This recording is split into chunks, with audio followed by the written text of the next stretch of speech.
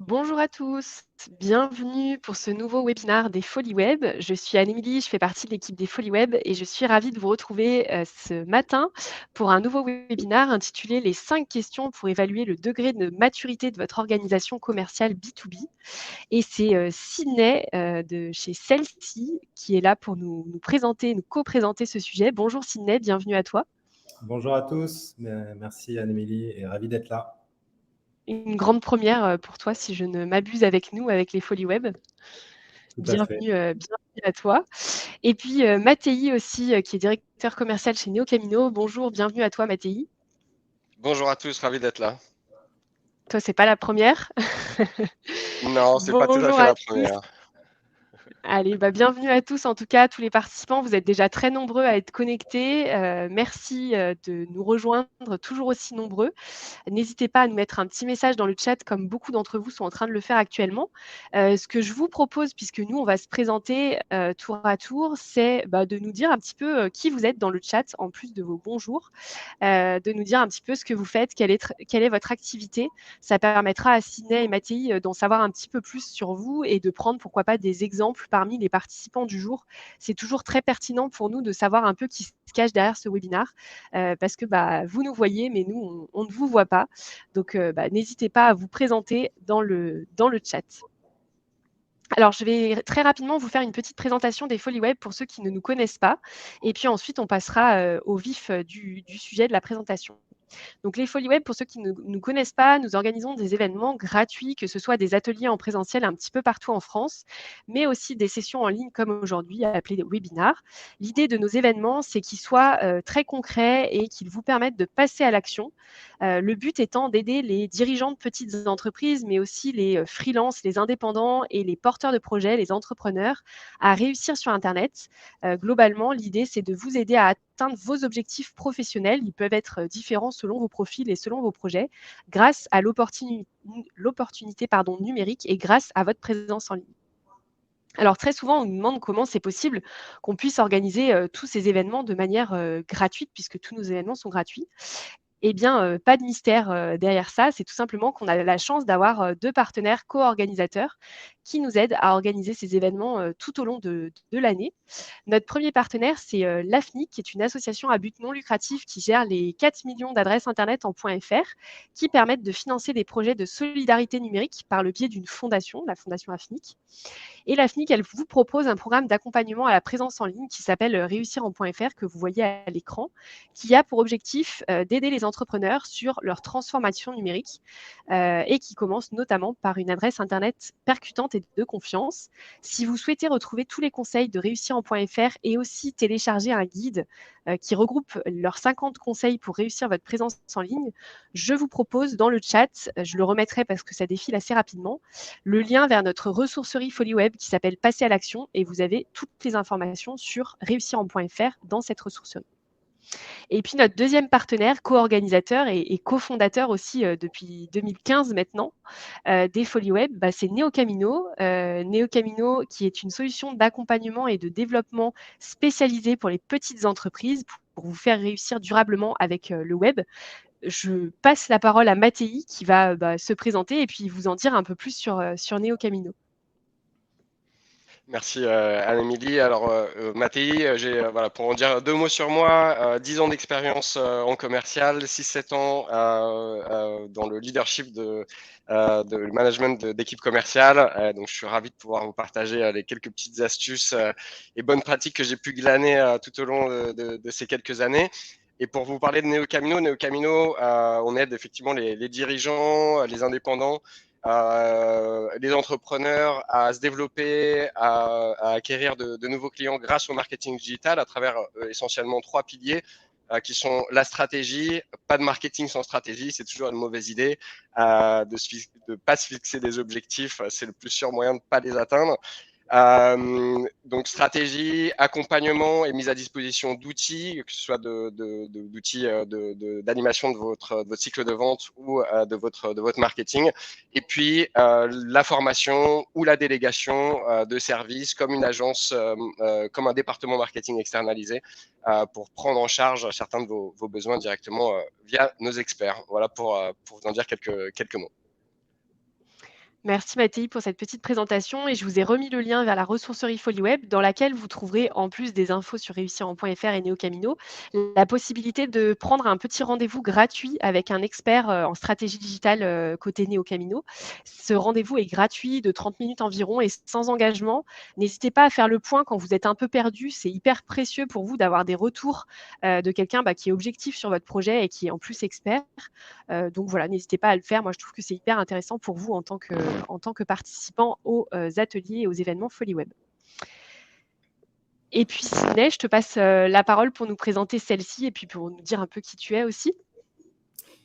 Merci Anne-Émilie. Écoutez, bonjour à tous. Je m'appelle Sidney Warzazi. Je suis directeur marketing de celle-ci.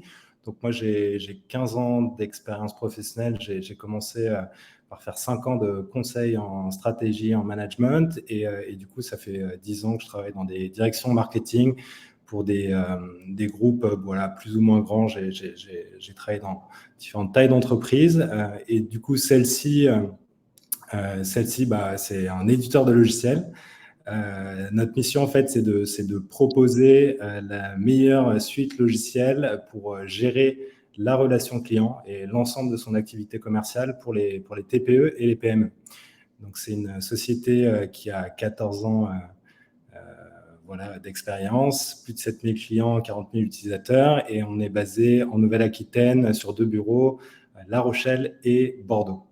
Et voilà, et je suis ravi d'être là aujourd'hui et je trouve ça intéressant qu'on ait pu faire ce webinaire avec Mathéi pour apporter un petit peu chacun de nous, on va dire, son prisme. Mathéi avec son prisme plutôt commercial et moi, on va dire, avec ma vision marketing, mais bien sûr en support des ventes et en support des équipes commerciales, puisque voilà, ça fait plus de 10 ans que je travaille main dans la main avec les équipes commerciales. Donc, je trouve ça chouette qu'on ait pu avoir ces deux profils-là sur ce webinaire. Merci Sidney pour cette petite présentation et bienvenue à celle-ci qu'on est ravis d'accueillir. C'est pas la première fois, mais on est toujours ravis de vous accueillir.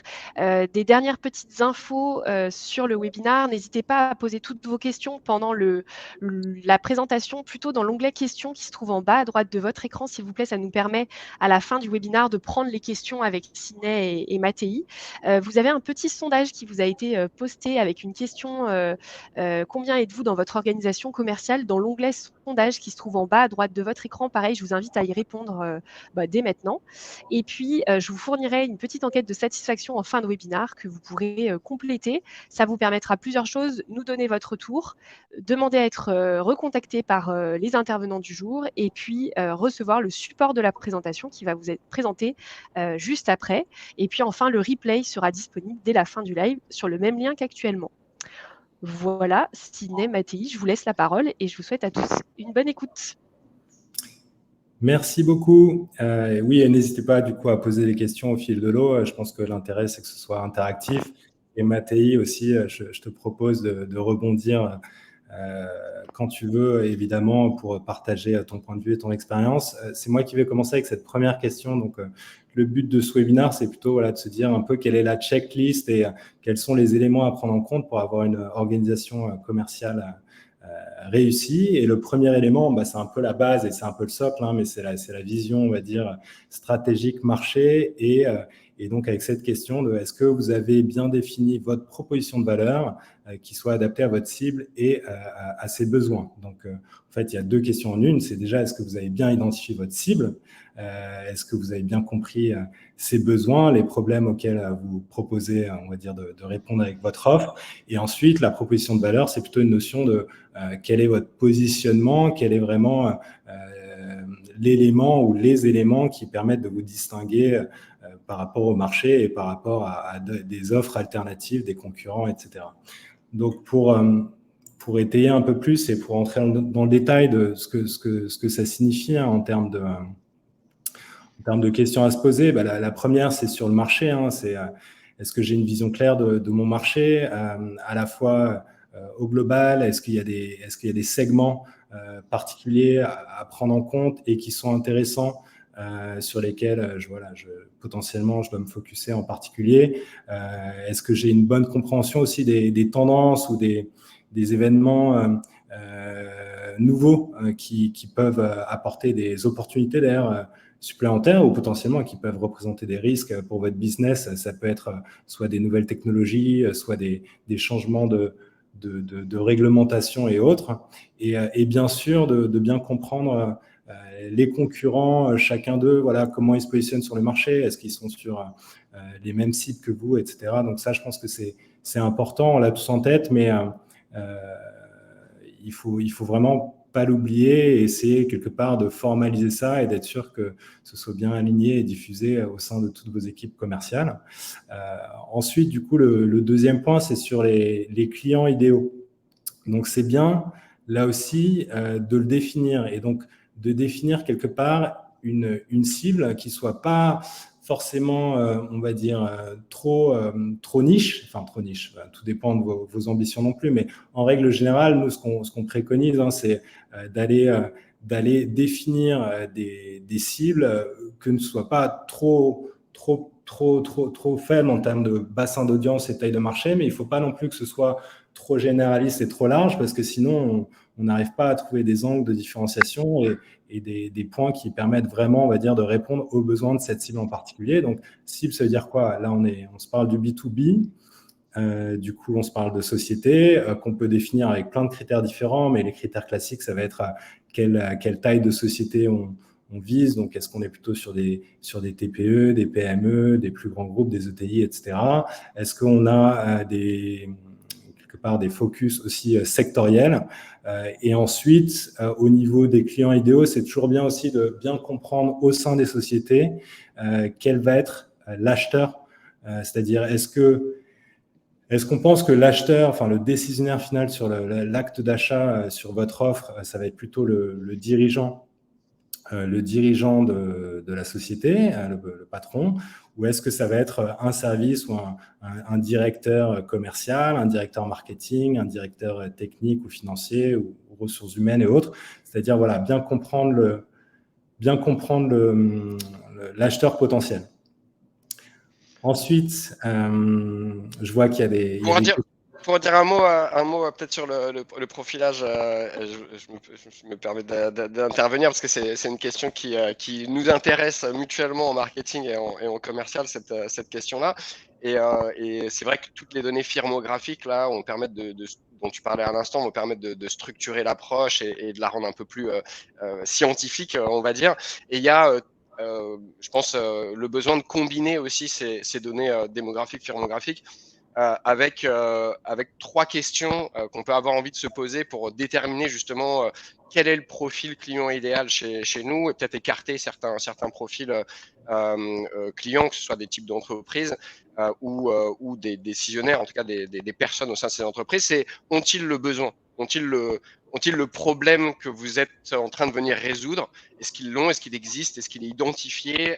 Et à quel point il est identifié chez ces personnes-là, hein? Ça, c'est une bonne question structurante à se poser pour déterminer le profil client idéal. Est-ce qu'ils ont la capacité de résoudre ce problème? Est-ce qu'ils ont le budget, le temps, les ressources nécessaires aujourd'hui? Et dans quelle mesure ça impacte leur contexte, ce problème-là? Et donc, ça, c'est 2 questions qui sont très centrées sur le client, le prospect, enfin votre prospect. Et il y a une 3e question qui est très structurante aussi et qui est plutôt centrée sur vous là. C'est et pour vous, est-ce que c'est pas trop compliqué de transformer ces prospects? S'il n'est parlé des décisionnaires, il peut y avoir des décisionnaires multiples dans une organisation. Est-ce que vous êtes capé pour ça? Est-ce que votre produit et votre solution est capé pour ça? Est-ce que votre équipe commerciale saurait faire là? Et à quel point c'est rentable pour vous du coup d'aller plutôt vers telle ou telle cible? Et ça, c'est des questions voilà, assez simples qu'on peut se poser pour venir structurer cette approche et la création de votre profil client idéal. Tout à fait, ouais, merci pour ces précisions, Mattei. Et effectivement, sur cette notion de compréhension des besoins, le terme en fait qu'on aime bien utiliser est vraiment quelque part l'objectif qu'on doit avoir, c'est d'essayer de comprendre quel est le problème actuel que rencontre du coup mon client ou mon prospect.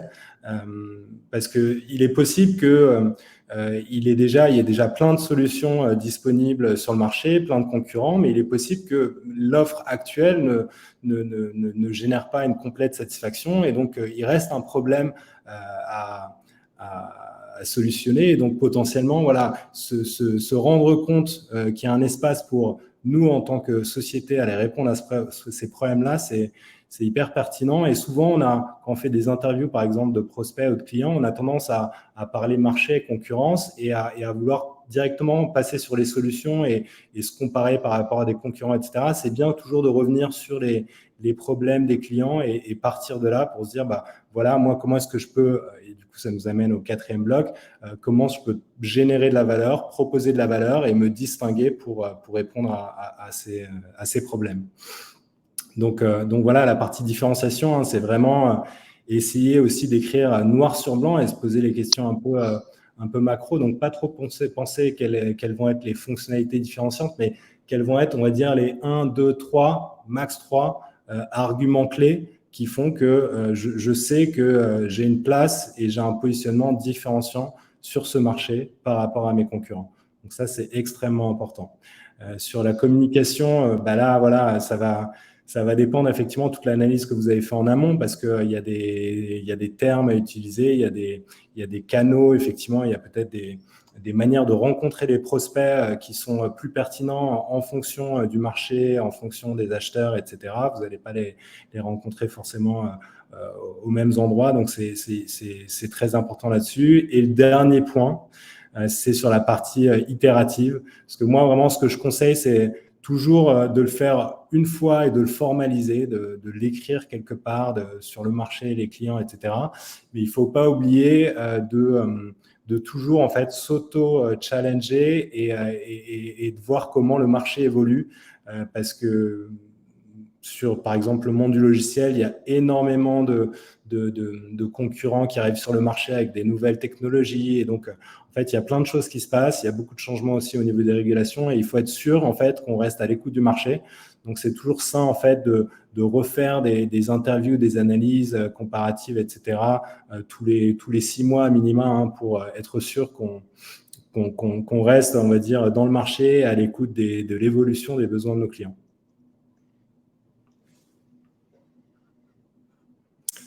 Yes, c'est d'autant plus intéressant qu'on a des réponses au sondage et qu'on voit qu'il y a quand même plus de 85% des organisations qui sont sûrement sur des phases de structuration avec des équipes de moins de 5 personnes. Et c'est d'autant plus important de démarrer ce travail tôt, quand on a des équipes en formation encore, dans le cadre d'un process itératif aussi, bien sûr, pour continuer à le faire évoluer, mais surtout pour amener de la simplicité à l'onboarding, sur la formation de vos équipes. Et on sera emmené à en parler sur d'autres slides par la suite. Mais on va commencer par parler, on va continuer en tout cas en parlant de processus, de process. Et en se posant la question, est-ce que votre processus aujourd'hui, il est structuré, mesurable, optimisé? On va voir ce que ça veut dire aussi, tout ça. Dans l'univers B2B, le processus de vente, c'est souvent quelque chose de plus complexe que dans le B2C. Les cycles sont plus longs, les décisions passent, on l'a dit à l'instant, par des décisionnaires multiples, par plusieurs acteurs en tout cas. On peut avoir des champions, des décisionnaires, etc. Le produit ou le service qu'on vend aussi peut être un peu plus technique qu'en B2C. D'où l'importance d'avoir un process de vente bien structuré, bien clair. Qu'est-ce que ça veut dire un process structuré et bien clair, bien défini? C'est avant tout un process qui est documenté. C'est une série d'étapes définies, cohérentes, qui est suivie par tous les membres de votre équipe commerciale. Et qui est lié aussi du coup à des indicateurs de performance, et on sera amené à y revenir dans une seconde, qui doivent être assignés pour chacune de ces phases. Donc chacune de ces phases, il y a un objectif à atteindre, et donc on peut y associer un indicateur de performance là, de la prospection jusqu'à la conclusion de la vente. Ça permet vraiment de standardiser votre approche et de vous assurer que chacun poursuit le même type d'approche avec le même niveau d'effort. Et puis aussi de renforcer tout simplement, et ça je pense que ça va parler à Sydney, de renforcer la cohérence de votre image de marque, de vos messages, de la façon dont vous les animez avec vos prospects, vos clients. Et ça c'est très important que ce soit égal en tout cas au sein de votre équipe. Et ça permet, et c'est sans doute aussi le plus important, de suivre et d'améliorer l'efficacité de votre équipe. Mesurer votre processus, ça signifie avoir des indicateurs de performance, comme je le disais. On appelle ça des KPI aussi. On essaie de ne pas utiliser trop les sigles, mais je vous le donne quand même pour que vous sachiez que quand on parle de KPI, on parle d'indicateurs de performance clés qui vont vous permettre de suivre le succès ou l'échec de vos actions commerciales sur différents moments, sur différentes étapes.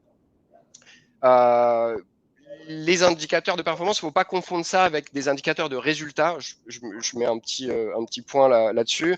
L'indicateur de résultat, c'est par exemple votre objectif de CA, un objectif. Ça, c'est un indicateur de résultat.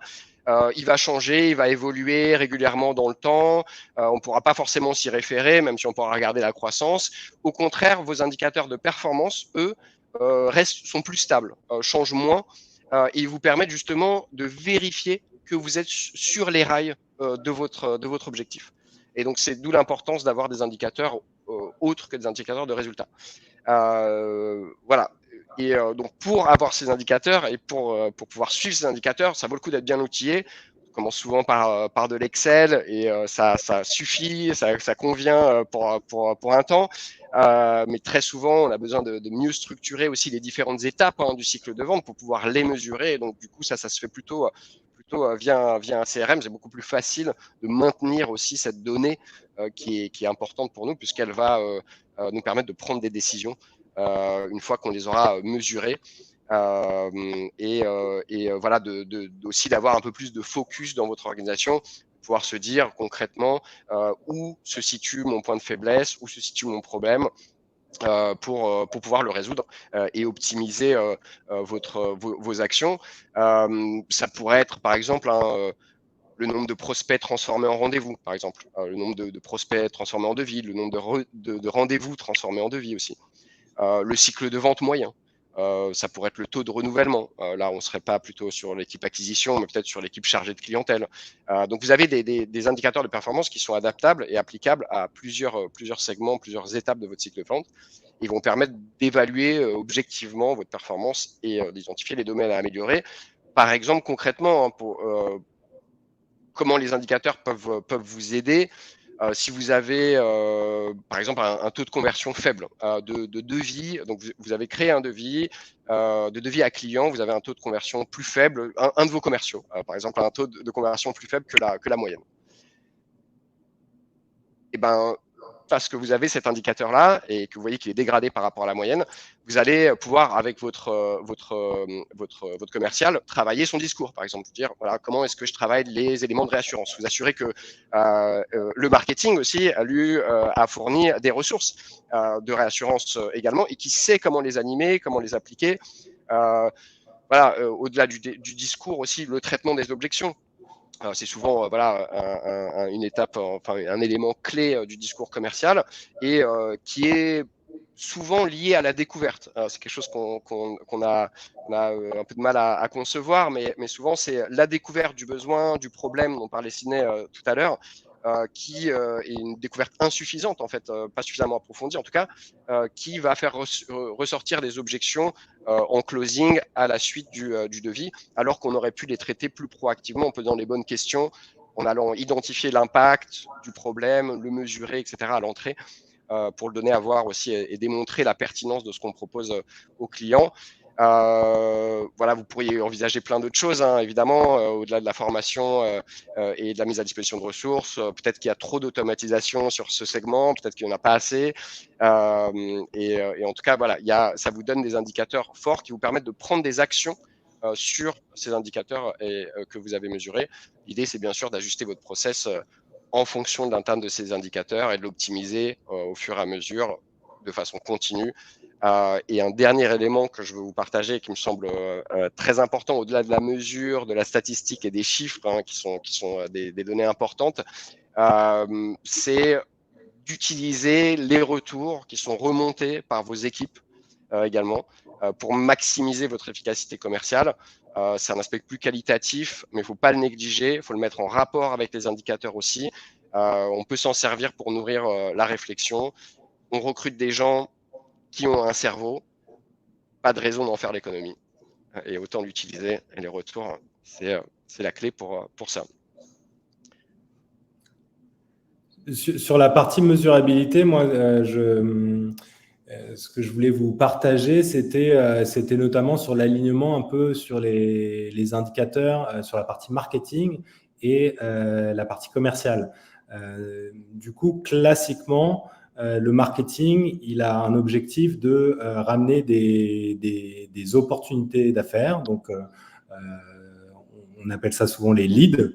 Et ensuite, côté commercial, va y avoir une qualification des leads pour du coup essayer de comprendre parmi ces leads-là ceux sur lesquels on a vraiment une pertinence et vocation à transformer ces prospects en clients. Et ensuite, il y a effectivement les rendez-vous pris et les signatures, donc les nouveaux clients.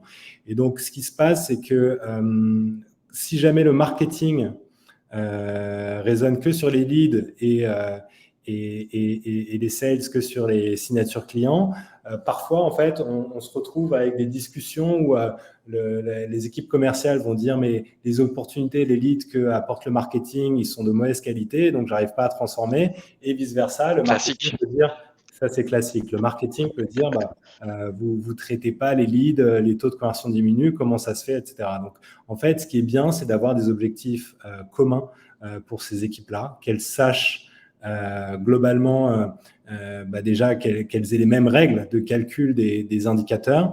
Et typiquement, nous, ce qu'on fait chez celle-ci, et ce qui est très intéressant, c'est que nous, au marketing, on va avoir bien sûr des objectifs sur les leads, mais on va rajouter des objectifs qui sont aussi les objectifs des commerciaux, donc typiquement sur les rendez-vous pris, sur les signatures clients, pour être certain qu'on travaille main dans la main et avec les commerciaux et pas l'un à côté de l'autre. Essentiel, merci pour ça. Et d'autant plus, et on parlait, j'en disais un mot, mais sur l'organisation, quand on parle et qu'on segmente son organisation avec du focus type SDR, BDR, et j'ai pas d'ailleurs dit ce que ça voulait dire tous ces sigles-là. SDR, tout ça c'est des sigles qui nous viennent de l'anglais. SDR, c'est Sales Development Representative, Business Development Representative, et AE, c'est Account Executive. En fait, c'est différentes parties de votre cycle sur lesquelles vous allez attribuer des ressources qui vont être spécialisées sur votre cycle de vente. Dans le cas du SDR, on va être spécialisé sur la prise de rendez-vous et la prospection, donc la prise de contact, sur des leads plutôt entrants, habituellement en tout cas. C'est comme le terme est utilisé. Le BDR, on va parler du BDR pour un rôle similaire de prospection, de prise de contact, mais plutôt sur des leads froids, sur la prospection à froid, donc de la prospection sortante. Et quand on parle des AE, des accounts exécutifs, on parle plutôt des commerciaux qui vont venir faire le closing, qui vont venir valider les ventes à proprement parler. Voilà, pour que vous ayez un peu de visibilité sur tout ça. Et on passe à la question suivante avec toi, Alors, oui, effectivement, je vais prendre la main sur cette question-là. Donc, la question, c'est est-ce que vous engagez vos clients et du coup vos prospects de manière efficace à chaque étape du processus de vente? Donc là, peut-être que c'est des choses que vous avez suivies d'ailleurs dans des cours de marketing, etc. On revient encore une fois un peu déjà à la théorie, mais c'est une théorie qui a des implications très concrètes sur la manière dont on gère nos prospects et nos clients. C'est que souvent, en fait, on représente les prospects en fonction de dans quelle phase ils sont par rapport à leur processus, on va dire, de réflexion et leur processus d'achat, parce qu'on parle de processus de vente quand c'est de votre côté, mais eux, ils sont dans une phase de considération de l'achat. Et donc, souvent, en fait, on représente ça avec une représentation pyramidale, où on dit qu'il y a d'abord, en fait, on passe tous par une étape où on prend conscience d'un problème. Le fameux problème dont je parlais sur la partie numéro 1, le problème auquel vous répondez avec votre offre, il est possible que le prospect en question n'en soient même pas conscients. Donc, tout dépend en fait du type d'offre que vous vendez, mais parfois, on va dire, il y a des offres qui créent des nouveaux besoins, des nouvelles catégories d'offres et sur lesquelles potentiellement, effectivement, il faut même évangéliser des personnes qui n'ont même pas conscience qu'ils ont forcément un problème. Mais après, il peut y avoir conscience qu'on a un problème et donc le prospect, il est plutôt dans une phase où il cherche à mieux comprendre, à s'informer, etc. Ensuite, en règle générale, donc, il passe dans une phase où il commence à être intéressé, il a découvert qu'il existait des solutions et donc c'est une phase d'intérêt et il commence à regarder les différentes solutions qu'il y a sur le marché. Donc, c'est toujours une phase d'information, mais où on s'engage déjà plus et où on a conscience qu'il existe des offres qui répondent aux problèmes qu'on a. Ensuite, on passe sur l'étape numéro 3, qui est l'étape de considération. La considération, c'est quand le prospect, il vous a découvert, il a découvert effectivement que vous proposiez une offre et qu'il est intéressé et qu'il considère potentiellement l'achat de cette solution. Donc là, typiquement, c'est des moments, ça passe pas forcément par des rendez-vous et des démonstrations de votre solution, mais quand même assez souvent, classiquement, ça passe par des rendez-vous. Mais parfois, il y a des typiquement sur les éditeurs de logiciels, ça passe aussi beaucoup par de l'essai gratuit, ce genre de choses. En tout cas, voilà, ils considèrent l'achat de votre solution et in fine, donc la dernière étape, et c'est un peu l'étape clé, c'est l'étape de décision.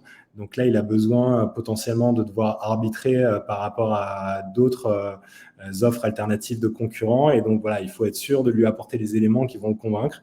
Ça peut être aussi, comme vous voyez, écrit à travers le fait d'avoir défini potentiellement des conditions dans lesquelles on fait des remises, des offres pour pouvoir effectivement convertir in fine ce prospect en client.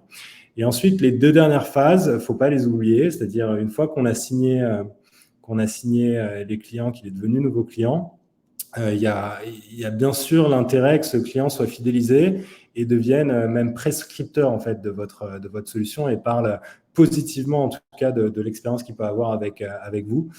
Donc sur la phase de loyauté ou fidélisation, moi je veux attirer votre attention sur la phase de début.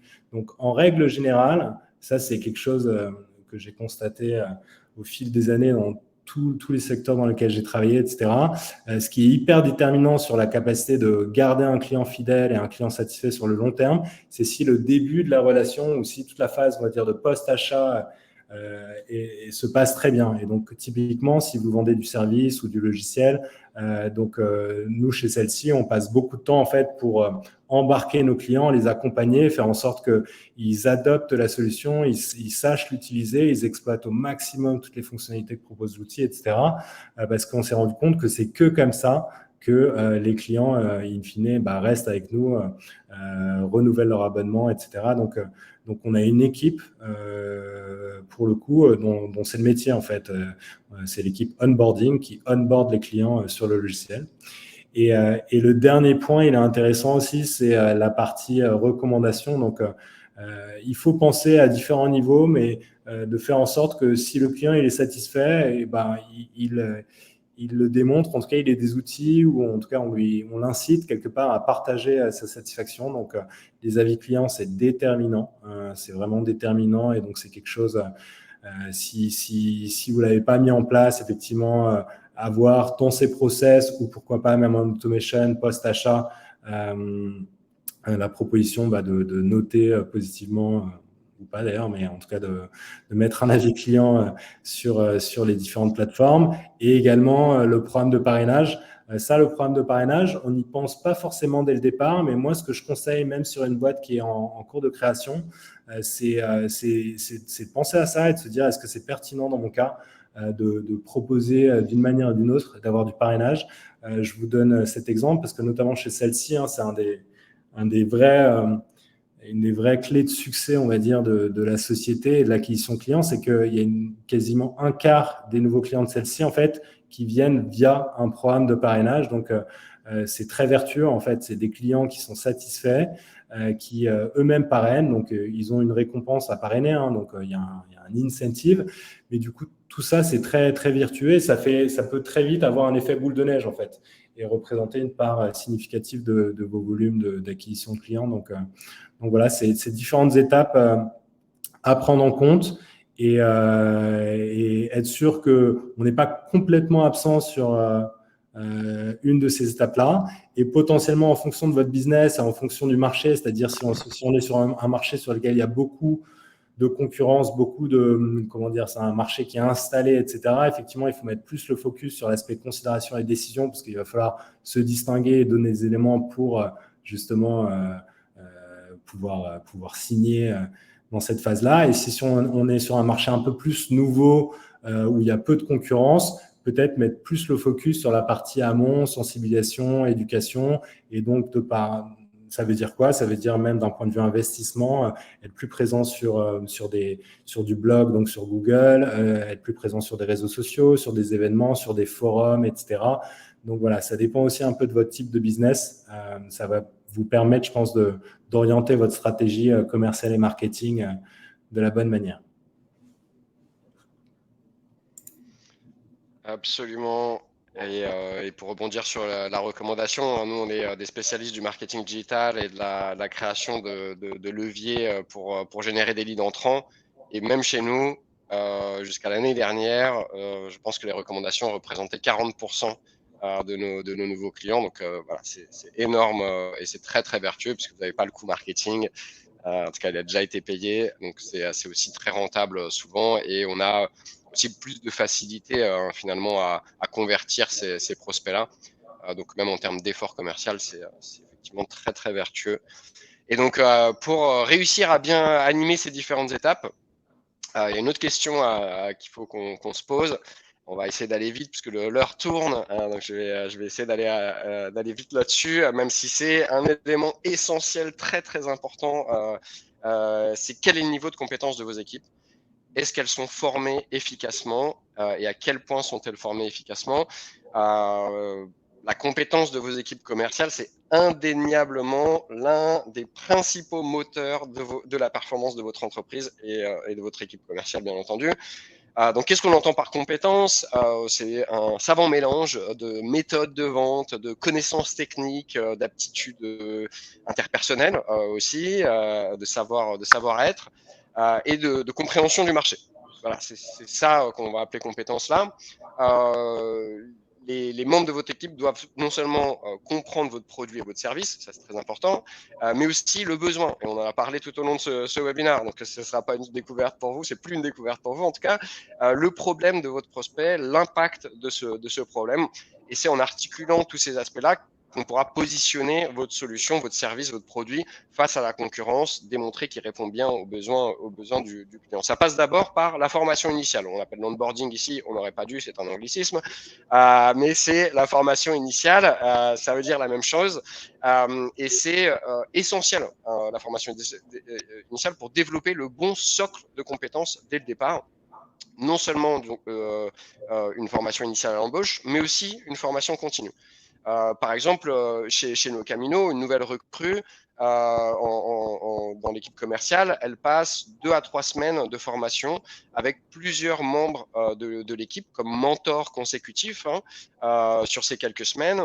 Et au-delà des ressources théoriques, du coup, ils participent au rendez-vous avec les prospects, avec les clients, ils s'imprègnent du discours aussi, ils font confronter à leurs premières objections et à la façon dont des gens plus seniors peuvent les traiter. Et donc, en étant tout ça accompagné à chaque étape, le partage de bonnes pratiques, d'astuces, de méthodes, ça doit se faire dès le premier jour.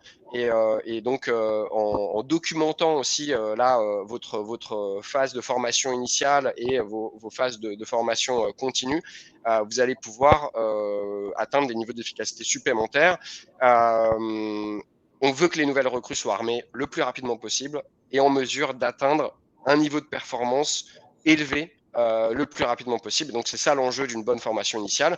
Et la formation continue, c'est pas seulement être théorique, mais c'est aussi très pratique. On peut faire des simulations des ventes, des ateliers de jeux de rôle, par exemple, et des revues de performance, des revues de pipe régulières. La revue de pipe, c'est vraiment une opportunité. Une revue d'opportunités, une revue de devis concrètement, c'est quelles sont les opportunités qui sont ouvertes aujourd'hui Et c'est une super occasion de coaching qui est souvent manquée. On voit plutôt ça comme une manière de projeter nos résultats, alors que c'est un moment de coaching essentiel, la revue de pipe. On va pouvoir poser des questions. Qu'est-ce qui pourrait empêcher ce contrat d'aboutir à la vente? Quelle est la prochaine étape qu'on doit passer sur ce contrat? Quel est le prochain interlocuteur qu'on doit convaincre? Comment on a prévu de la passer? Comment on a prévu de le convaincre?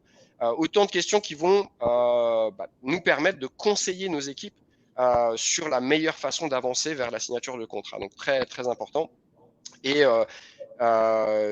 pour évaluer le niveau de compétence de vos équipes dans le cadre de la formation continue, on a des outils qui sont à votre disposition, l'évaluation de performance, la réécoute des rendez-vous, très très important, des appels clients, le test de connaissances éventuellement en ligne ou pas, et surtout aussi les retours de vos clients qui sont très très précieux pour savoir avec qui travailler et sur quoi, ou tout simplement l'observation directe, les bonnes vieilles méthodes. Vous vous asseyez dans l'open space, voilà, vous laissez traîner vos oreilles et vous n'hésitez pas à prendre quelques minutes pour débriefer avec l'un de vos commerciaux après un rendez-vous, un appel, etc.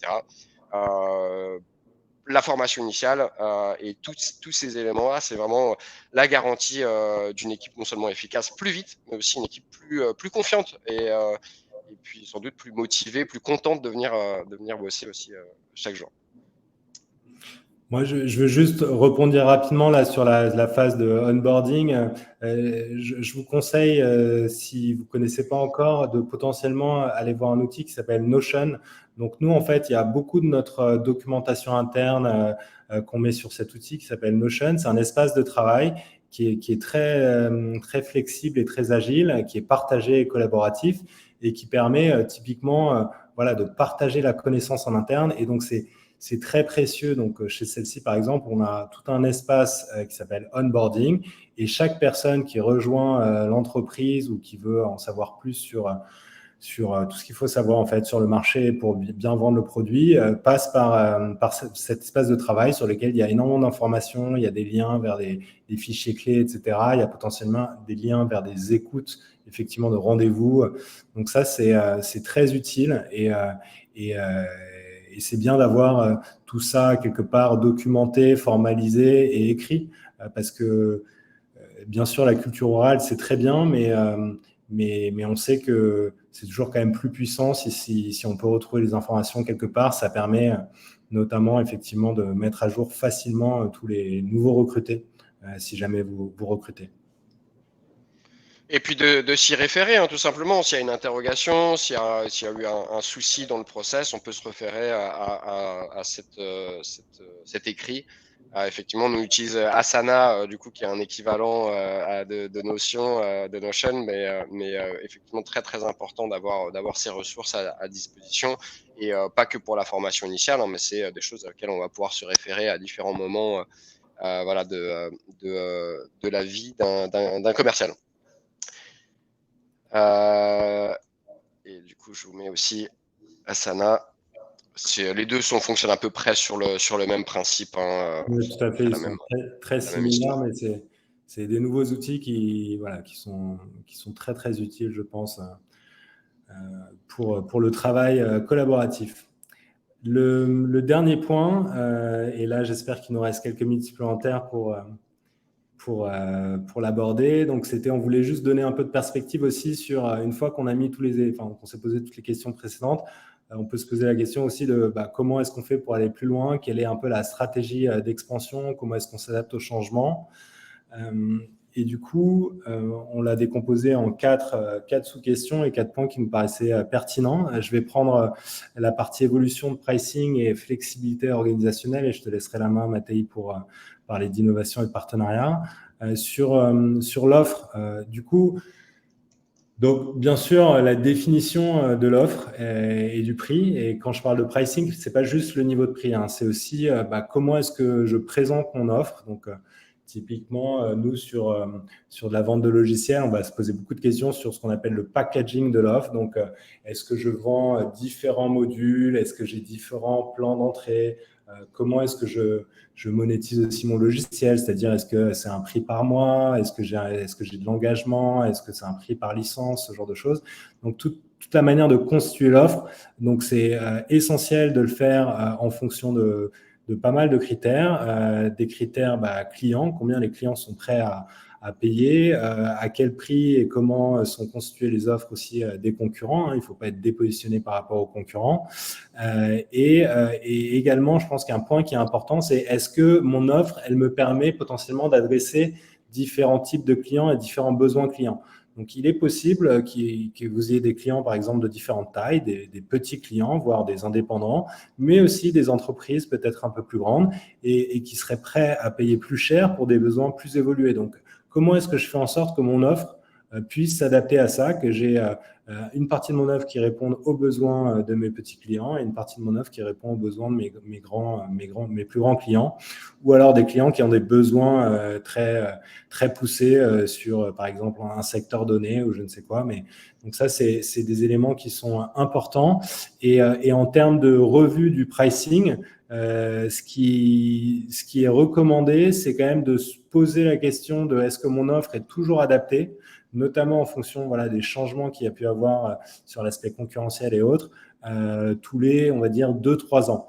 Donc, ça ne veut pas dire que tous les 2-3 ans, on fait forcément un changement, mais en tout cas, de revoir notre offre, nos niveaux de prix et de se poser la question de la faire évoluer. Donc, ça, c'est sain, et notamment si on a un produit typiquement qui évolue lui-même. Donc, il faut qu'on soit capable de monétiser les nouveautés qu'on a apportées sur les 2 dernières années. Donc ça, c'est vraiment un sujet très important et très stratégique pour toutes les sociétés qui vendent en B2B. Et sur la partie organisationnelle, je dirais rapidement, mais là aussi, c'est plus par expérience. Nous, notre conseil, c'est effectivement d'être assez agile dans les organisations. Je sais que côté commercial, effectivement, il y a souvent des changements, parfois des spécifications par type de taille de compte ou par secteur, où il y a plein de types d'organisations différentes qui existent.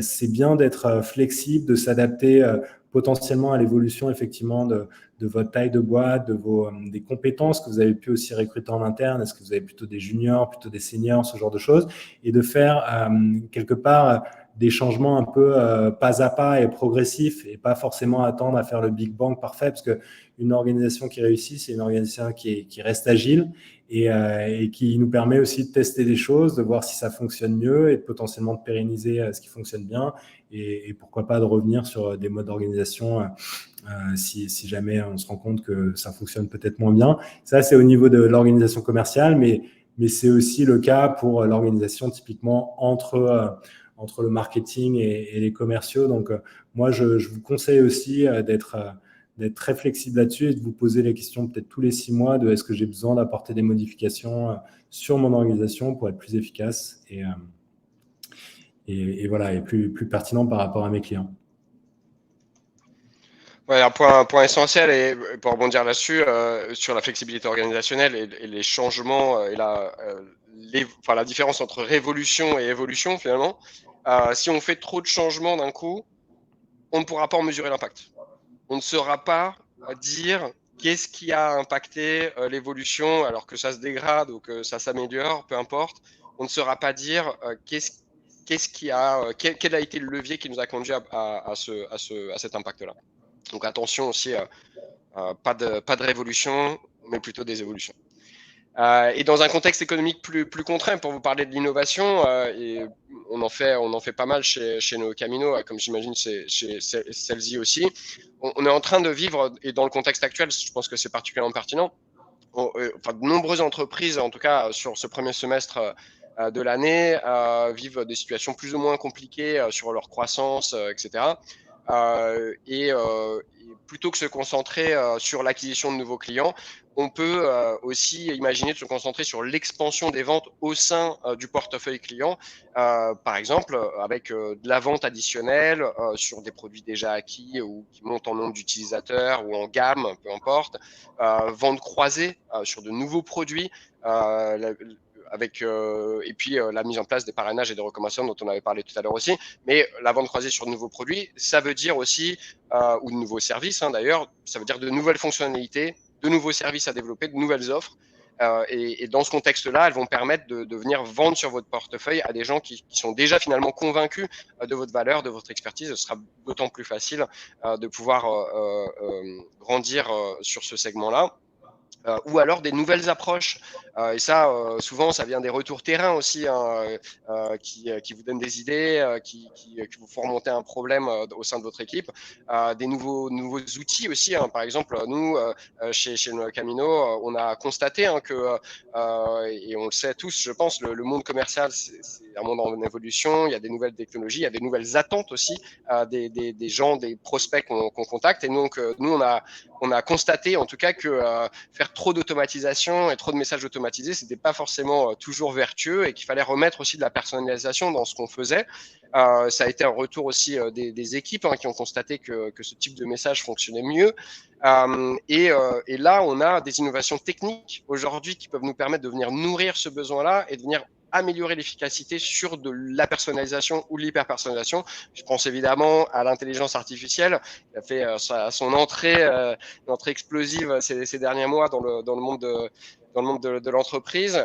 Et là, on a tout un tas d'outils qu'on peut développer assez simplement avec OpenAI, par exemple, ou d'autres outils pour venir vous permettre de faire de la personnalisation et de l'hyper-personnalisation semi-automatisée, de passer ces activités-là à l'échelle.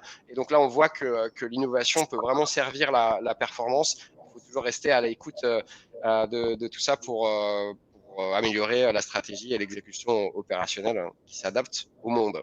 Voilà, j'arrête là puisqu'on a déjà bien dépassé. Et désolé pour ceux qui ont dû déjà partir, déjà nous quitter. Mais on avait beaucoup de choses à partager aujourd'hui avec Sydney. Je vous remercie également. C'était un plaisir de partager ce webinaire avec toi, Mattei, et j'espère que ça a été utile pour vous. Et n'hésitez pas effectivement à prendre contact aussi directement. Moi, je suis disponible sur LinkedIn. Si vous voulez. On a partagé plusieurs fois, je pense, les profils. Je vais le remettre également. Ravi de rejoindre les réseaux et ravi d'avoir co-animé ce webinaire avec toi, Sydney. C'était très riche. Merci à tous les deux pour cette. On n'a pas pu finir. Ouais, pour cette co-animation.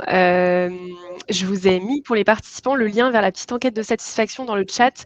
Certains d'entre vous ont déjà l'habitude, mais si vous souhaitez récupérer notamment le support de la présentation ou demander à être contacté soit par Sydney, soit par Mattei, n'hésitez pas à compléter la petite enquête de satisfaction. Vous allez aussi la recevoir par mail. Et puis, je voulais vous donner une petite information pour les participants qui sont dans le webinaire aujourd'hui, qui ont une activité qui a plus de 2 ans d'existence et qui réalisent un chiffre d'affaires supérieur à 15 000 euros. J'ai une bonne nouvelle pour vous, puisqu'effectivement, dans le cadre du plan France Relance du gouvernement, vous pouvez bénéficier d'accompagnements en petits groupes qui sont gratuits puisque financés par l'État pour vous. Donc, si ça vous intéresse, il y a beaucoup de thématiques qui sont proposées dans le cadre de ce programme qui s'appelle Tous en ligne maintenant. Je vous partage un nouveau lien, désolé pour ça, dans le chat. Et comme ça, vous pouvez vous inscrire et regarder les prochaines promotions. Ah, je crois que mon lien n'a pas marché. Je vais vous le remettre. Hop là, voilà. Vous pouvez vous inscrire directement. Hop. J'ai l'impression qu'il n'y a pas de questions dans l'onglet questions. Est-ce que certains participants ont des questions encore dans le temps qui nous reste? Moi, j'avais une question, Anne-Émilie. Est-ce que ça marche en Nouvelle-Calédonie? Ah. De David. Qu'est-ce qui marche du coup? Le webinaire? Oui, du coup, pardon, j'ai pas compris la question. Je croyais que c'était pas pour moi, mais du coup, c'est peut-être pour Tous en ligne maintenant, c'est ça? J'ai pas vu passer la question. Ah, peut-être, oui. Ah oui, ok. La Nouvelle-Calédonie, c'est une très bonne question. Je suis très inculte sur la géographie, donc je vais regarder. Oui, ça fait partie du territoire français, donc oui, tout à fait, ça fonctionne. tant que c'est une petite entreprise basée en France qui a plus de 2 ans d'existence et qui réalise un chiffre d'affaires de 15 000 € sur au moins l'un des 3 derniers exercices fiscaux, vous pouvez bénéficier de ces coachings et vous pouvez bénéficier de 3 coachings par numéro de SIRET. Donc, si vous choisissez par exemple un thème création de site, un thème réseaux sociaux et un thème référencement naturel, vous pouvez bénéficier des 3 thèmes. Voilà. Oui, c'est un territoire d'outre-mer. Merci pour ce petit point géographie, David. Vous avez été tellement clair, Sidney et Mattei, qu'il n'y a même pas une seule question, quoi. Ou alors on a perdu tout le monde. C'est pas impossible. Et Laurence, pour l'instant, en tout cas, le gouvernement a fait le choix de commencer par les petites entreprises qui ont plus de 2 ans d'existence. Peut-être qu'un jour, effectivement, il existera d'autres dispositifs pour les entreprises plus récentes, mais en tout cas, voilà, il faut prioriser entre guillemets. Et le gouvernement a fait le choix. Il a déjà revu les critères à la baisse, puisqu'à la base, c'était un chiffre d'affaires supérieur à 20 000 €. Aujourd'hui, il est descendu ce plafond à 15 000 €, donc ça permet à d'autres petites entreprises d'en bénéficier. Et on espère qu'à terme, d'autres entreprises pourront en bénéficier. Il y avait eu d'autres choses, hein. Il y avait eu des chèques numériques, etc. Donc voilà, on essaye de vous partager les bons plans pour un petit peu pour tous.